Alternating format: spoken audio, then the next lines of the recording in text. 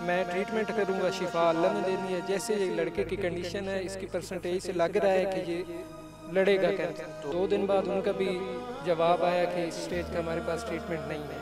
अभी जो मेरा आगे है वो डॉक्टर साहब ने बोला था कि बेटा जो जॉब है ना वो अब तुझसे नहीं होगी, क्योंकि तेरी जो बॉडी है ना वो किसी की बात तेरे ऊपर ना वो हुक्म नहीं चला सकेगा, क्योंकि तेरी सिचुएशन ही ऐसी है कि अगर कोई तुझे बात करेगा तो तुझे गुस्सा आ जाएगा, क्योंकि तुझे हाई डोजेज मिलती रही हैं मेडिसिन, इस वजह से तेरी जो बॉडी का टेम्परेचर है वो नॉर्मल इंसान से ज़्यादा रहेगा। तो हम ऐसे ही नाउमीद हो गए थे। डॉक्टर्स कहते थे कि आप बस ये चंद मिनटों का मेहमान है, इसको घर ले जाएं। हमने वालदा को नहीं बताया हुआ था कि मुझे कैंसर है। दोनों हाथों से ना वो आंसू उनके निकल रहे थे और दोनों हाथ जोड़ के ना ऐसे अल्लाह से दुआ कर रही थी कि मेरे अल्लाह मेरी ज़िंदगी ले ले, मेरे बेटे को ठीक कर दे। और उनको उधर ही हार्ट अटैक हुआ। तो CMH लेकर जब ले गए तो उनके उधर ब्लड टेस्ट वगैरह हुए तो उनकी जो रिपोर्ट्स थी उनमें कैंसर आई। मेरा टेस्ट हुआ तो उन्होंने कहा कि आपको कैंसर है ही नहीं। कौन कहता है आपको कैंसर है?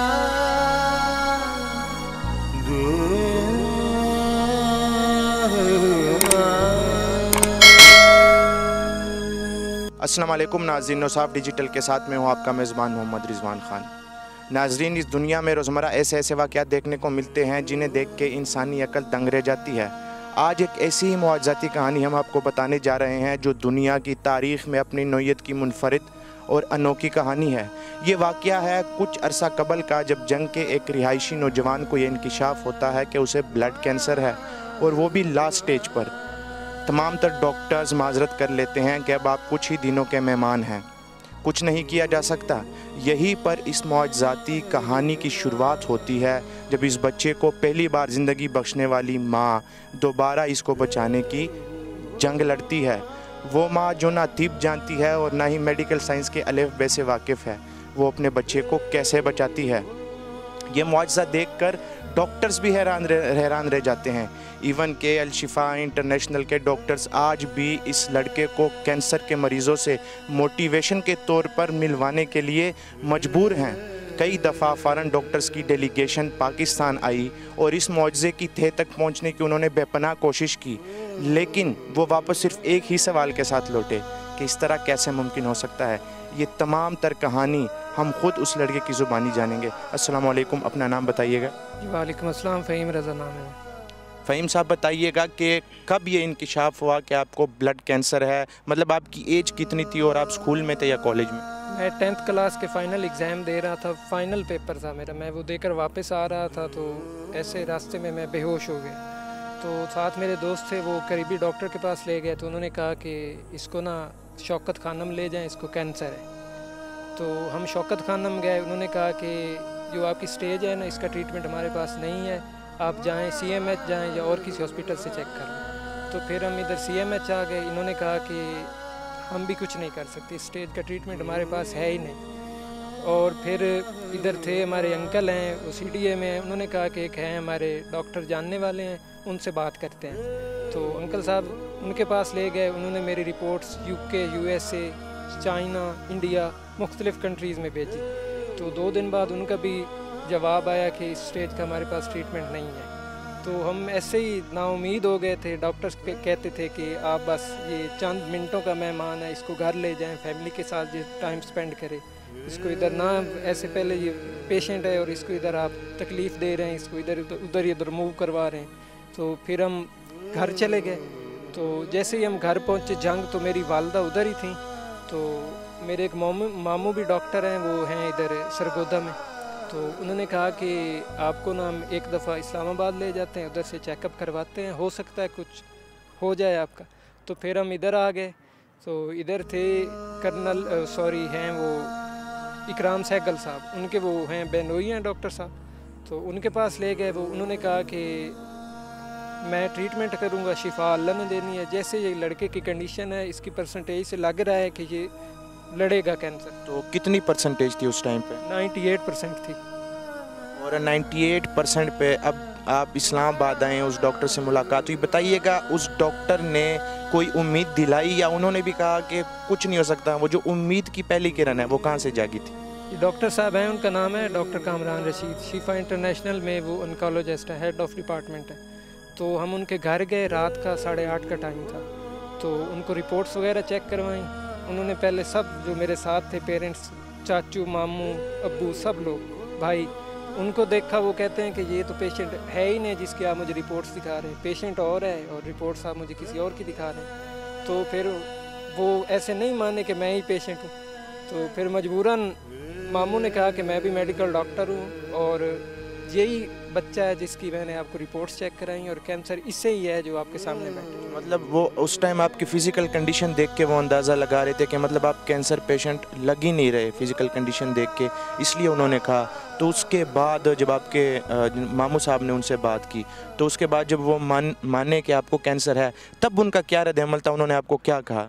उन्होंने कहा कि पहले हम इसका CBC करेंगे, उसके बाद मैं डिसीजन लूँगा कि इसे कैंसर है, इसकी परसेंटेज कितनी है। वो एक बायोप्सी टेस्ट होता है, उसकी रिपोर्ट्स 5 डे के बाद आती है। तो उन्होंने कहा कि मैं इसका पहले CBC करूँगा, उसके बाद ही बताऊँगा कि इसकी परसेंटेज क्या है और उसका ट्रीटमेंट क्या है। तो फिर उन्होंने ब्लड सैंपल लिया मेरा और उधर ही साथ लैब थी, वहाँ से उन्होंने टेस्ट करवाए और टेस्ट के बाद उन्होंने कहा कि आप एक दफ़ा जो मेरे साथ लोग थे, चाचू था, भाई था, अब्बू थे, मामू थे, उनको कहा कि आप साइड पे हो जाएं, मैं बच्चे से इलादगी में बात करना चाहता हूँ। तो फिर वो मुझे इलादा ले गए। उन्होंने कहा कि बेटा तुझे पता है कैंसर है तुझे? मैंने कहा जी बिल्कुल पता है। उन्होंने कहा परसेंटेज का भी पता है? मैंने कहा जी बिल्कुल पता है।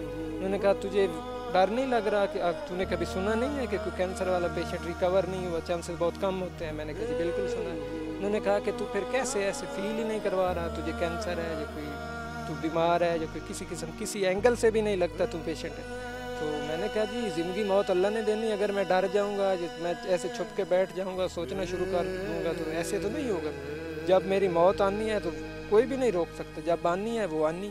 अगर मेरी ज़िंदगी है तो बच जाऊंगा, अगर नहीं है तो फिर मुझे मौत ज़रूर आएगी। तो फिर उन्होंने कहा कि तेरी सोच ठीक है, तूने ठीक बोला है, ज़िंदगी मौत अल्लाह के हाथ में है, ट्रीटमेंट हम करते हैं, शिफा अल्लाह ने देनी है, आप अपने पेरेंट्स को बुलाएं, मैं उनसे बात करना चाहता हूँ। तो फिर वो आ गए, मेरे मामू को पहले उन्होंने बुलाया, तो मामू जान के सामने वो रोने लग गए। उन्होंने कहा कि मैंने लाइफ में पहला पेशेंट देखा है जिसने इतनी परसेंटेज पे सब कुछ जानते हुए भी मुझे मोटिवेट कर दिया, कि मुझे मजबूर कर दिया कि मैं इसका ट्रीटमेंट करूँ। मैं इसका ट्रीटमेंट करूँगा और मुझसे कोई किसी किस्म की मिस्टेक नहीं होगी। बाकी ज़िंदगी मौत अल्लाह ने देनी है, ट्रीटमेंट में किसी किस्म की कोई कोताही नहीं है। ये बताइए कि ये जो जिन डॉक्टर साहब का आप बता रहे हैं, ये किस सन की बात है? 2015 में इंकिशाफ हुआ, तो इस डॉक्टर साहब से कब मुलाकात हुई और ये ट्रीटमेंट कितना अरसा चली उनके साथ? ये 2015 में भी आए थे हम उनको मिलने इधर, तो ट्रीटमेंट जो स्टार्ट हुआ था वो भी 15 में ही हुआ था। तो ये ट्रीटमेंट मेरा चला है 2020 तक। तो 2020 के बाद तो अब नॉर्मली टेस्ट होता है, वो CBC वो मंथ बाद करवाना पड़ता है और कुछ भी नहीं है, अल्हम्दुलिल्लाह बिल्कुल ठीक है। ये बताइए कि डॉक्टर साहब ने तो मोटिवेट किया कि मैं ट्रीटमेंट करूंगा। जाहिर सी बात है, जब ब्लड कैंसर की परसेंटेज 98 तक चली जाती है तो वहाँ से दोबारा रिकवरी करना इम्पॉसिबल है। इवन मेडिकल साइंस हो या कोई भी दूसरा इदारा हो, या वो इस बात को मानने से इनकार करते हैं। लेकिन मैं ये आपसे पूछना चाहता हूँ कि जब कैंसर का इंकिशाफ हुआ, आप इस्लामाबाद हुए, अपने वालिदैन के बारे में बताइए, उनका क्या रद्द-ए-अमल था? उन्होंने आपको कितना मोटिवेट किया? तो हम इधर ही थे जब डॉक्टर साहब ने कहा कि मैं इसको एडमिट करता हूँ इधर शिफा में और इसका ट्रीटमेंट स्टार्ट करता हूँ। तो पहले हमने वालदा को नहीं बताया हुआ था कि मुझे कैंसर है, जो कोई किसी कोई नहीं उनको पता था कि मैं पेशेंट हूँ। बस सिंपल सा बताया था कि इनको हेपेटाइटिस है और इसका ट्रीटमेंट जो है ना वो होगा शौकत खाना में, पहले बताया और फिर बताया कि इस्लामाबाद लेके जा रहे हैं। तो वालदा को जब पता चला कि इनको हॉस्पिटल एडमिट कर रहे हैं तो वो भी उधर से गांव से पीछे इधर इस्लामाबाद आ गए। तो मैं इधर शिफा में एडमिट था। मुझे पहली डोज लगी थी कीमोथेरेपी की। तो 21 दिन बाद वो पेशेंट को डिस्चार्ज कर देते। तो 21 दिन बाद मैं घर गया, रात को मैं सो रहा था, तकरीबन 2 का टाइम था। तो वालदा साहबा भी घर में मेरे साथ वाले बेड पे सो रही थी। तो मैं ना वाशरूम जाने के लिए उठा हूँ। तो जब मैं वाशरूम से वापस आया ना तो मैंने बेड पे देखा है कि वालदा साहबा नहीं है। तो मैं परेशान हो गया कि पता नहीं किधर चली गई। तो मैंने इधर उधर देखा, मुझे नहीं मिली। मैंने फिर लाइट ऑन की कमरे की, उनके बेड को अच्छी तरह देखा, नहीं नज़र है। तो फिर मुझे ना किसी के रोने की आवाज़ फील हुई, जैसे कोई रो रहा। तो मुझे ऐसे लगा कि मेरी वालदा साहबा रो रही है। तो मैंने गौर किया, इधर उधर देखा, तो मुझे लगा कि मेरे बेड के नीचे से आवाज़ आ रही।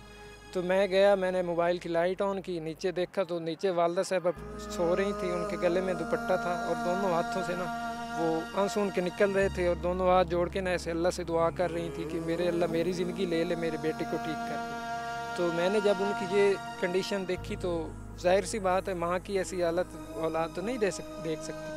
तो मैंने कहा कि वालदा साहब आप बाहर हैं। उन्होंने कहा जी नहीं, मुझे बाहर नींद ही नहीं आती, मैंने इधर ही सोना है। मैंने कहा जी नहीं बाहर आ जाए। उन्होंने कहा नहीं मैंने इधर ही सोना है, तू बेड पे सो। मैंने कहा नहीं जी मैंने भी नहीं सोना। तो फिर मेरी भी ख़राब होगी, पेट में पेन हुआ तो फिर मुझे हॉस्पिटल ले जाना पड़ा और उनको उधर ही हार्ट अटैक हुआ और उसको हम वालदा साहब को CMH ले गए।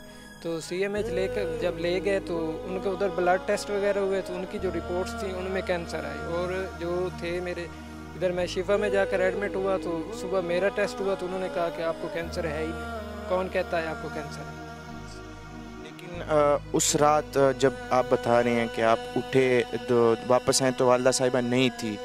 मेरी आपसे जब पहली मुलाकात हुई, जब आपने मुझे स्टोरी बताई, आपने उस टाइम एक बात मुझे बताई कि आपकी वालदा ने एक दुआ मांगी थी उस रात। मैं चाहता हूँ कि आप वो देखने वालों को बताएं कि आपकी वालदा के क्या अल्फाज थे उस रात। वो कह रही थी कि मेरे अल्लाह मेरी ज़िंदगी ले ले, मेरे बेटे को ठीक कर दे, मेरी ज़िंदगी ले ले, मेरे बेटे को ठीक कर दे। इसकी जो बीमारी है वो मुझे दे दे, इसको ठीक होना चाहिए, वो बीमारी मुझे दे दे और मेरी ज़िंदगी ले ले, बस इसको जान दे दे। तो उसके बाद जब सुबह टेस्ट हुए तो मतलब आपका क्लियर था टेस्ट के इन्हें ब्लड कैंसर नहीं है, लेकिन वो वालदा साहिबा का जो टेस्ट हुआ उसमें पता चला कि उनको ब्लड कैंसर है। तो उसके बाद आपने रिकवरी की, बताइएगा कि वालदा साहिबा अब हयात हैं। नाज़रीन को बताइए कि अब इस दुनिया से वो जा चुकी हैं, हयात हैं या जा चुकी हैं। और जब आपका टेस्ट क्लियर आए और उसके बाद वालदा का पता चला, वो सारी कैफियत बताइएगा।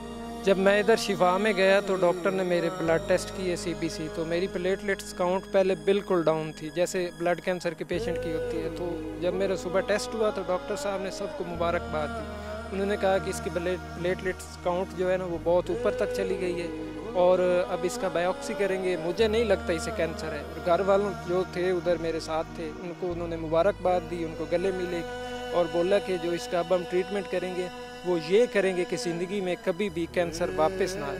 तो उधर वालदा एडमिट थी CMH में, तो मैं सो रहा था। 3 दिन हुए थे मुझे शिफा में एडमिट हुए, तो मैं इधर ही सो रहा था। तो मुझे ना कैंसर एक जगह ये जो होती है ना कीमोथेरेपी, ये डॉक्टर जब इंजेक्ट करते हैं ना ब्लड में, तो ये ना सारे जो कैंसर के सेल्स होते हैं ना उनको इकट्ठा करके ना बॉडी से वो ब्लास्ट करके बाहर निकलती है। तो मैं इधर शिफा में ही सो रहा था, रात का तकरीबन था 10 का टाइम था। तो वो ना मुझे ना ऐसे फील हुआ जैसे इधर कोई वो गिल्टी सी बन रही है। तो मैंने गौर नहीं किया, मैंने कहा शायद कोई ऐसे वैसे हो सकता है क्योंकि मुझे कीमो लगी हुई है। कीमो की वजह से ये साइड इफ़ेक्ट होते हैं, गिल्टी बन जाना, वॉमिटिंग होना, फीवर होना और इसके लूज मोशन, ये उसके साइड इफ़ेक्ट्स। मैंने कहा ये भी कोई उसी का हिस्सा होगा। तो मैं ना ऐसे ही लेट रहा था कि यकदम ना मेरी इधर से वो ब्लास्ट हो गई, ये जगह फट गई। तो जैसे जगह फटी तो मैंने नर्स को कॉल की तो वो आ गई। उन्होंने कहा कि आपको मुबारक हो, आपकी जो ये जगह है ना अल्लाह का शुक्र है, आप अल्लाह का शुक्र अदा करें, जितना अदा करें उतना कम है। क्योंकि ये जो कैंसर है ना ये ज़्यादातर जो होती है ना पेशाब की नाली उसको ब्लास्ट करके बाहर निकलती है, लेकिन आपकी यहाँ से निकली है। तो आप बहुत लकी हैं और बहुत ये गुड न्यूज़ है। तो अभी हम इसकी सर्जरी करेंगे, आपका यहाँ से ले के वो थोड़े से टिश्यू और इधर लगाएंगे। मैंने कहा जी कोई मसला नहीं, लगा लें। तो जब मैं उधर उन्होंने सर्जरी की, मैं दोबारा उधर वार्ड में शिफ्ट हुआ तो मुझे ना मेरे भाई साहब आए। उन्होंने कहा कि वालदा साहबा की रात को तबीयत ख़राब हुई है और उनकी डॉक्टर ने लेग काट दी है और वो कहते थे कि उनकी लेग में कैंसर है, तो वो जो नीचे वाला हिस्सा है वो ख़त्म हो गया है। अगर हम इसको कट ना करें तो ये ऊपर तक चली जाएगी और फिर हो सकता है डेथ हो जाएगी। तो उनकी लेग उन्होंने काट दी है। जहाँ से मुझे वो ब्लास्ट होकर कैंसर बाहर निकली थी वहीं से डॉक्टर ने उनकी लेग काट दी। और जैसे लेग काटी तो मैं ठीक हो गया, मेरी सर्जरी की उन्होंने। 3-4 दिन बाद मैं नॉर्मल हो गया, चलना फिरना स्टार्ट कर दिया मैंने। तो तकरीबन ये 1 वीक हुआ था मुझे उधर शिफा में एडमिट हुए और वालदा साहबों की इधर एडमिट हुए। तो मैं उधर शिफा में ही सो रहा था कि रात को ना फिर मुझे हार्ट अटैक आया। तो जैसे ही हार्ट अटैक आया, मेरी हार्ट अटैक की इतनी कोई वो सख्त नहीं था, सेम टाइम वालदा साहबा को भी हार्ट अटैक आया। तो डॉक्टर मुझे ICU में शिफ्ट कर दिया डॉक्टर ने। तो जो वालदा साहबा थी उनका हार्ट अटैक बहुत शदीद किस्म का था, उनकी डेथ हो गई और मैं अल्हम्दुलिल्लाह बिल्कुल ठीक हूँ अभी आपके सामने। मतलब अगर आपकी वालदा माजिदा ने मतलब आपका कैंसर भी लिया, वो सब चीज़ें ली, वो इस दुनिया से रुखसत हो गई और आप आज अल्हम्दुलिल्लाह एक सेहतमंद ज़िंदगी गुजार रहे हैं। ये बताइएगा कि शिफा अस्पताल में आज भी आपको मुख्तलिफ़ कैंसर पेशेंट से मिलाया जाता है। जब आप मुलाकात करते हैं मुख्तलिफ़ कैंसर पेशेंट से, उन्हें क्या बताते हैं, उन्हें किस तरह से मोटिवेट करते हैं? मैं उनको ये बताता हूँ कि ज़िंदगी मौत अल्लाह के हाथ में है और जो आपकी अगर वालदा हयात है ना, तो आप उनसे रिक्वेस्ट करें कि वो आपके लिए दुआ करें। और मैं ये बात छोटी से कहता हूँ कि उनकी दुआ कभी भी अल्लाह रद्द नहीं करेगा, ज़रूर कबूल करेगा। और वो जो पेशेंट होते हैं वो देखकर मुझे ये कहते नहीं कि इसको ब्लड कैंसर थी, वो किसी बात का यकीन ही नहीं करते कि ये पेशेंट था। वो कहते हैं कि ये तो नॉर्मल है, हमें तो ये मसला है, वो मसला है, यहाँ से पेन है, यहाँ से सर्जरी हुई है।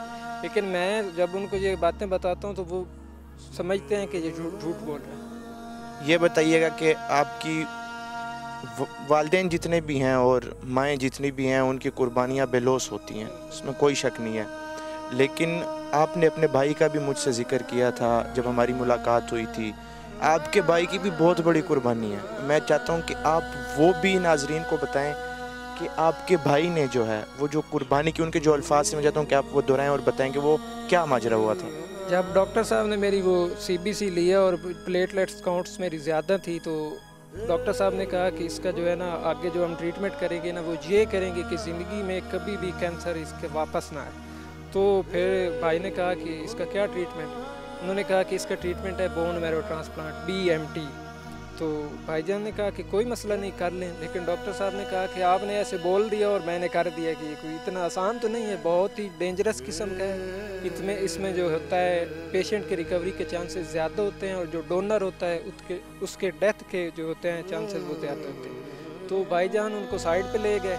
तो मैं ना ऐसे बेड पे सो रहा था, मैंने कहा पता नहीं किधर लेके जा रहे हैं। तो मैं उठा, मैंने दरवाजे से ना थोड़ा बाहर निकल के देखा तो वो भाई साहब से बात कर रहे थे कि बेटा जो है ना पेशेंट, आपको भी उसी कंडीशन में ले आना पड़ेगा, क्योंकि जो आपके स्टेम सेल्स हैं वो ऐसे नहीं आपकी बॉडी से कलेक्ट करके नहीं लगा सकते। आपको पहले एडमिट करना पड़ेगा, आपको ग्रोथ फैक्टर देने पड़ेंगे, उसके बाद ही आप इसको देने के काबिल होंगे। तो भाईजान ने डॉक्टर साहब से कहा कि डॉक्टर साहब मेरे बच्चे भी हैं, मैंने जो लाइफ में करना था वो भी अल्लाह ने मुझे दिया है, मेरी हर ख्वाहिश पूरी हुई है, कभी मुझे अल्लाह ने मायूस नहीं किया। आप इसका ट्रीटमेंट करें, मुझसे जो लेना है ले लें, बस इसको ठीक होना चाहिए। अगर मेरी डेथ होती है तो मुझे कबूल है। मैं अगर लोग कहेंगे कि ये देखो यार इसका भाई था, इसने भाई को स्टेम सेल नहीं दिए और इसके छोटे भाई की डेथ हो गई, मेरा अल्हम्दुलिल्लाह बेटा भी है और मुझे ये अपने बेटे से ज़्यादा अजीज़ है। अगर मुझे उसकी भी कुर्बानी देनी पड़ी ना तो मैं वो भी दूंगा, बस इसको ठीक होना चाहिए और हर हाल में ठीक होना चाहिए। आपने पैसे लेने हैं, मेरा जो कुछ निकालना है, मेरा सब कुछ ले लें, बस इसको ठीक होना चाहिए। ये बताइएगा कि उसके बाद भाई ने इतनी बड़ी कुर्बानी दी और अब वो किस हालत में हैं, किस तरह ज़िंदगी गुजार रहे हैं।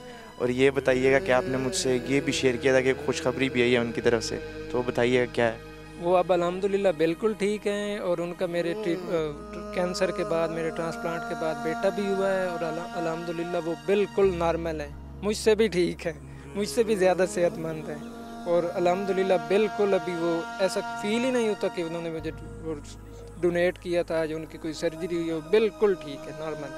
तो वालदा साहब का भी, साहिबा की भी बात हुई, भाई की भी बात हुई, लेकिन हमारे मुआशरे में ना जो वालिद साहब होते हैं वो इमोशनल तो नहीं होते, लेकिन एक वालिद की भी बहुत बड़ी कुर्बानी होती है। इस सारी कहानी में मैं जानना चाहता हूँ कि आपके वालिद साहब ने इस सारे मामलात को किस तरह संभाला और आपको किस तरह संभाला।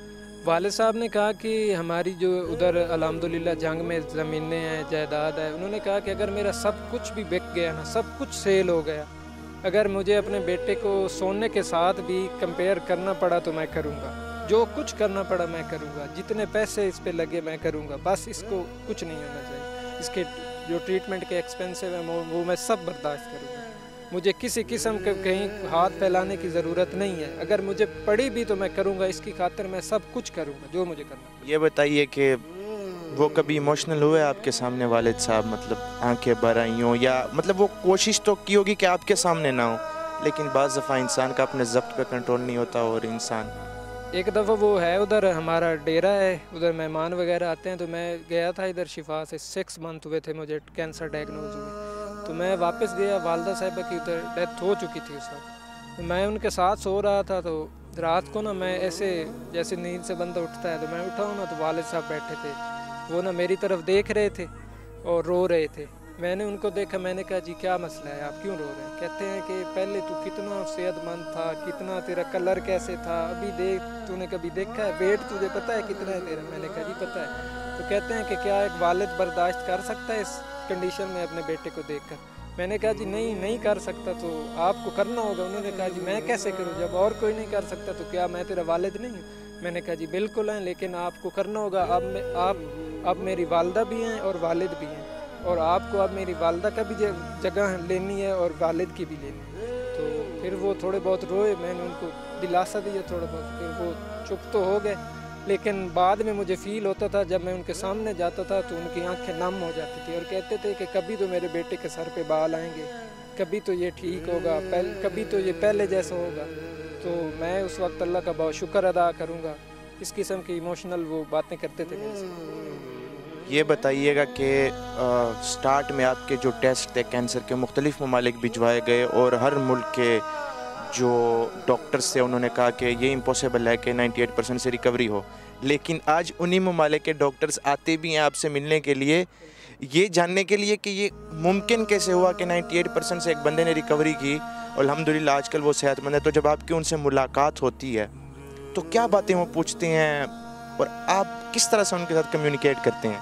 वो पूछते हैं कि आपको ब्लड कैंसर कितने % थी? मैं उनको कहता हूँ कि 98 थी। कहते हैं कि कोई प्रूफ है आपके पास? मैंने कहा जी पूरा मेडिकल रिकॉर्ड है, शिफा के वो पेशेंट पोर्टल पे अभी भी मौजूद है, आप देख सकते हैं। तो वो कहते हैं कि अभी हम आपका थोड़ा सा ब्लड कलेक्ट करके देख सकते हैं कि आपका BMT हुआ है या आपको कैंसर थी या कुछ इस किस्म का DNA टेस्ट करवा सकते हैं। मैं कहता हूँ जी बिल्कुल करवाएं। तो जब वो देखते हैं तो वो यकीन ही नहीं करते कि ये पहले वाला पेशेंट है। वो कहते हैं कि बस ये हम इस किस्म को सोच ही नहीं सकते कि ये रिकवर हो सकता है, आप हमारे साथ ड्रामा कर रहे हैं, इस तरह की बातें करते हैं। लेकिन अल्हम्दुलिल्लाह मैं तो आपके सामने हूँ, बिल्कुल ठीक हूँ। और कैंसर भी मुझे ही थी। अभी अगर कोई, मुझे लगता है अभी भी लोग नहीं मानेंगे, लेकिन मैं उनको अपना MR नंबर और पासवर्ड बता देता हूँ। वो जो शिफा की वेबसाइट है उसको वो जाकर विज़िट करें और वहाँ पे ना मेरा MR नंबर और पासवर्ड लॉगिन करें, तो मेरी जितनी भी डिटेल है, जहाँ जहाँ मैं गया, जहाँ जो मेरा टेस्ट हुआ, जो मेरे डॉक्टर ने मेडिसन दी, जितना मेरा फॉलो अप चेकअप हुए, सब कुछ ऑल डिटेल उस पर मौजूद है। जो भी चेक करना चाहे कर सकते हैं आप। ये जब मेरी आपसे पहली मुलाकात हुई तो मैंने आपको कहा था कि इस इंटरव्यू का एक बहुत ही बुनियादी मकसद है कि कई लोग जो कैंसर के अलावा भी मुख्तलिफ़ बीमारियों में मुब्तला हैं, उनके लिए एक मोटिवेशन के तौर पे, लेकिन फिर भी हमारे यहाँ बाज़ दफ़ा इन बातों पे यकीन नहीं किया जाता। मैं चाहता हूँ कि आप अपना वो जो ऑनलाइन पोर्टल का जो है आप वो यहाँ कैमरे में शेयर करें। अगर किसी को ये है कि शायद ये हकीकत नहीं है तो वो ऑनलाइन जाके एक्सेस करके वो चीज़ें देख सकता है। बेशक इंटरव्यू के कुछ टाइम बाद आप पासवर्ड चेंज कर दें, और मेरे ख्याल में और वहाँ कोई ऐसी चीज़ भी नहीं, सिर्फ एक रिकॉर्ड ही पड़ा होगा। मैं चाहता हूँ कि आप शेयर कर दें। ये मेरा MR नंबर है 00150331 और जो मेरा पासवर्ड है वो F कैपिटल है, फ़हीम FAHEE है, आगे जो है 786। पासवर्ड ये है और MR नंबर आपको पहले बता दिया है। और अगर कोई फिर भी यकीन ना करे तो मेरा पर्सनल नंबर ले लें, व्हाट्सएप ले लें, मेरा ईमेल ले लें। मेरा नंबर है 03450910 और मेरा ईमेल है fahimrazachishti2@gmail.com। आपने जो ऑनलाइन पोर्टल का बताया, यहाँ पे कोई भी एक्सेस करके पूरी डिटेल देख सकता है। और शिफा इतना बड़ा अस्पताल है, मेरे ख्याल में किसी का भी इतना एक्सेस नहीं है कि वहाँ पे एक रिकॉर्ड। मैं सिर्फ चाहता हूँ कि आप उस डॉक्टर का भी नाम बताएं दोबारा से।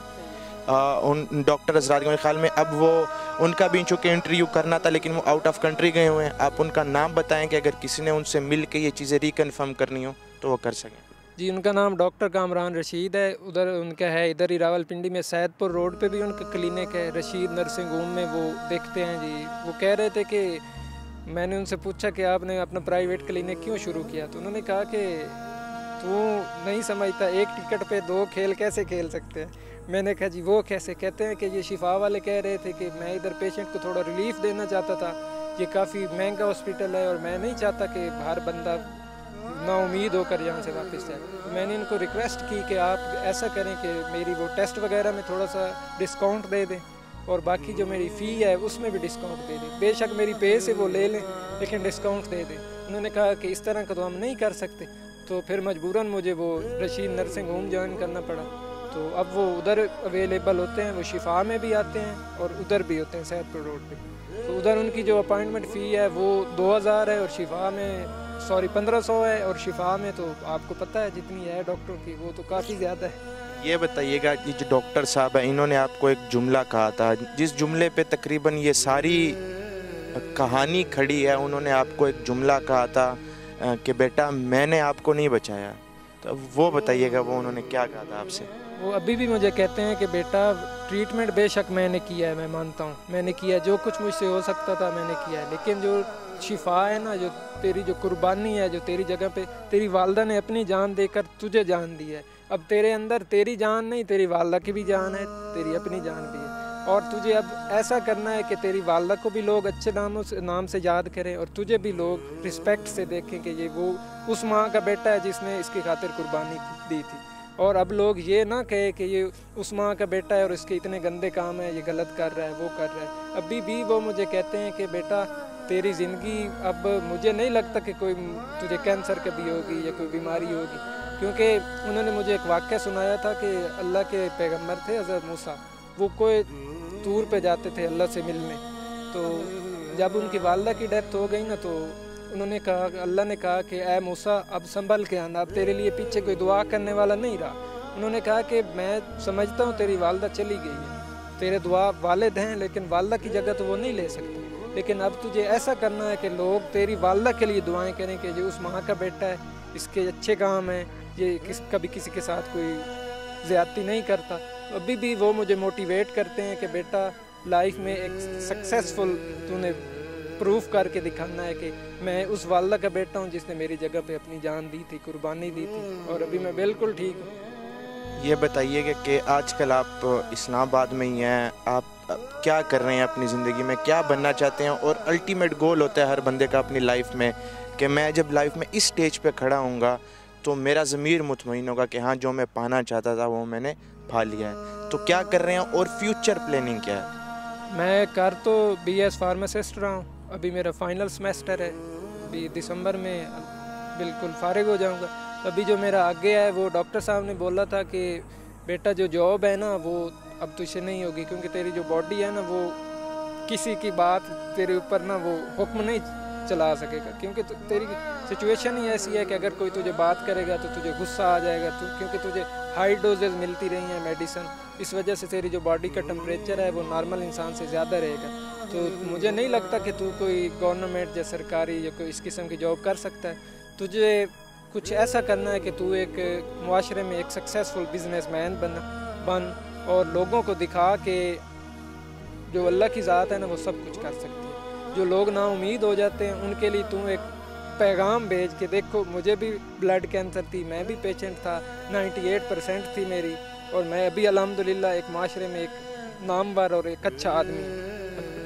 ये बताइएगा कि पाकिस्तान में तो मुख्तलिफ़ कैंसर पेशेंट से आपको मिलवाया जाता है मोटिवेशन के तौर पे, ताकि वो जो है उम्मीद उनमें ज़िंदा रहे, उम्मीद उनमें जागी रहे। कभी फ़ौरन से जो डेलीगेशन आते हैं डॉक्टर्स, कभी उन्होंने आपको कहा कि हमारे साथ बाहर चलिए, आपके सेशंस रखवाते हैं, कभी इस तरह की बात की है उन्होंने? जी बिल्कुल किया है, और अभी जो मेरी फ्यूचर प्लानिंग है वो ये है कि फार्मासिस्ट के बाद मेरा जो अपना ज़ाती प्लान है वो UK जाने का। उधर हॉस्पिटल हैं काफ़ी, तो मेरी ये डिग्री जब कंप्लीट हो जाएगी तो मैं उधर ही जाऊंगा और अपनी जो है फील्ड के रिलेटेड जॉब करूंगा।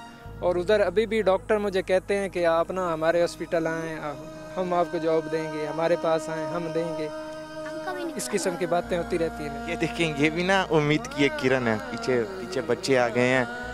तो एंड पे जितने भी पेशेंट्स हैं कैंसर के या किसी भी मर्ज़ में कोई मुब्तला है, कैंसर के अलावा भी तरह तरह की बीमारियां हैं, हज़ारों लोग आपको सुनेंगे, उनके लिए अगर कोई एक लफ्ज़ कहना हो आपने तो क्या कहेंगे आप?